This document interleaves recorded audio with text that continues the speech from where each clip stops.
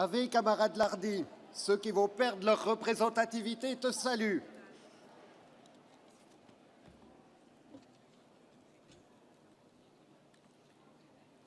Mes chers camarades, je vous transmets le salut fraternel des techniciens et personnels administratifs du Syndicat national du spectacle vivant Force ouvrière. Le SNSVFO et moi-même tenons à remercier chaleureusement les salariés de la Confédération pour leur implication, leur disponibilité et surtout leur gentillesse. Le SNSVFO et moi-même tenons à remercier la FASAFFO pour son soutien à notre participation à ce congrès. Enfin, mes camarades, les militants et adhérents du SNSVFO tiennent à remercier le Bureau confédéral pour les avoir rendus sacrés en signant l'accord UNEDIC du 22 mars. Et oui, mes camarades, le SNSVFO a été sacrifié lors de cette signature. Alors, sacrifié, le SNSVFO, enfin, ceux qui n'ont pas démissionné du SNSVFO, s'est positionné unanimement contre cette signature, tout en décidant de protéger la Confédération Force ouvrière lors du conflit des intermittents. Pour le SNSVFO, il s'agit d'un mauvais accord, car cet accord n'est pas équilibré. À titre personnel, j'ai entendu une fois, par hasard sur une radio, un quidam prétendre qu'il s'agissait d'un accord équilibré. Heureusement, mes chers camarades, que ce genre d'intervention soit resté marginal, car comment prétendre qu'un tel accord soit équilibré? D'un côté, vous avez les salariés, demandeurs d'emploi, et les retraités actifs qui payent le déficit de l'assurance chômage. De l'autre côté, les employeurs, responsables de ce chômage de masse, ne sont pas mis à contribution ou si peu. Il faut être particulièrement sourd et aveugle pour oser prétendre publiquement qu'un tel accord est équilibré. Le SNSVFO tient à souligner que nos camarades composant la délégation se sont vraiment battus comme des lions, alors que nous n'avions pas le rapport de force suffisant suite au succès relatif de la mobilisation du 18 mars.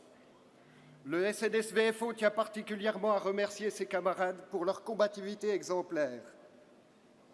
Alors certes, notre confédération a certainement sauvé la gestion paritaire de l'UNEDIC, mais pour combien de temps? Alors certes, mes camarades, notre confédération a sans aucun doute évité le pire et même gagné quelques petites améliorations. Mais ça sert à quoi, mes camarades, si au final cette gestion paritaire est mise à bas dans quelques mois, alors que nos syndicats sacrifiés ont perdu du fait de cette signature leur base militante?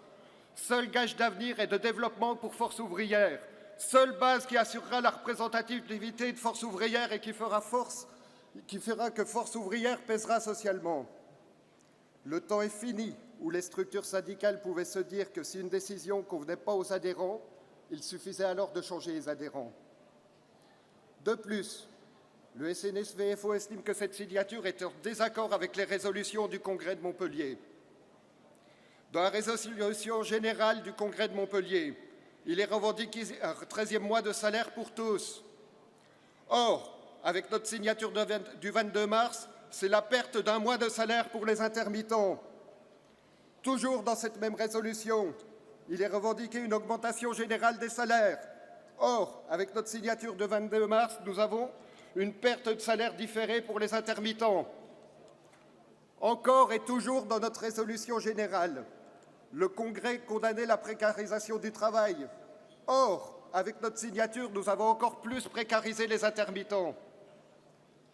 Plus grave, mes chers camarades, la résolution générale du Congrès de Montpellier disait ne pas accepter que la crise soit facturée aux salariés et aux assurés sociaux. Or, notre signature du 22 mars fait payer aux salariés intermittents la crise de l'UNEDIC. Pire encore, la résolution générale disait que le Congrès appelle à combattre toutes les contre-réformes destructrices de droits sociaux. Or, le 22 mars, nous avons signé une telle contre-réforme. La liste se poursuit évidemment dans les autres résolutions. Le temps de tribune nous étant compté, nous arrêtons ici ce déroulé de cette longue liste. En conséquence de quoi, le SNSVO estime que le mandat donné à Montpellier n'a pas été respecté. Le SNSVFO votera donc contre le rapport d'activité. et votera le rapport de trésorerie. Enfin, mes camarades, le SNSV-FO souhaite évoquer la méthode de calcul des mandats pour ce congrès. Lors de notre inscription, il nous a été expliqué, pour les syndicats nationaux, les mandats étaient calculés UD par UD. Si tel est le cas, ceci nous pose un problème, car il n'existe qu'un seul syndicat national et non un par UD. Si tel est le cas, cela pourrait entraîner qu'un syndicat ayant 624 adhérents répartis uniformément sur toutes nos idées disposerait de 0 voix lors de ce congrès. Afin de respecter nos statuts, il nous semble que les thèmes des syndicats nationaux doivent être regroupés nationalement pour déterminer le nombre de voix. C'est pourquoi, mes camarades, nous demandons des explications à ce sujet et soumettons la question au Congrès souverain.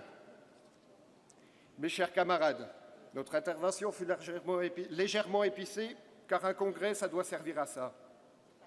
Poser des questions sur la table de force ouvrière pour que nous avancions collectivement. Nous devons être exemplaires envers nous-mêmes ainsi qu'au monde. Et ceci parce que nous vivons certainement des heures décisives pour le syndicalisme. La loi de 2008 menace toujours plus le syndicalisme libre et indépendant que nous seuls représentons. FO progresse et nous devons impérativement poursuivre et amplifier cette progression.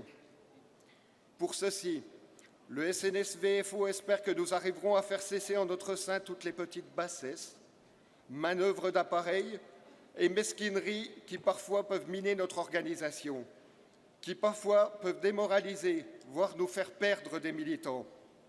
Et un militant FO perdu, c'est 10 représentativités anéanties. Mes camarades, nos enfants nous demanderont des comptes. Vive le syndicalisme libre et indépendant, vive la CGT Force ouvrière.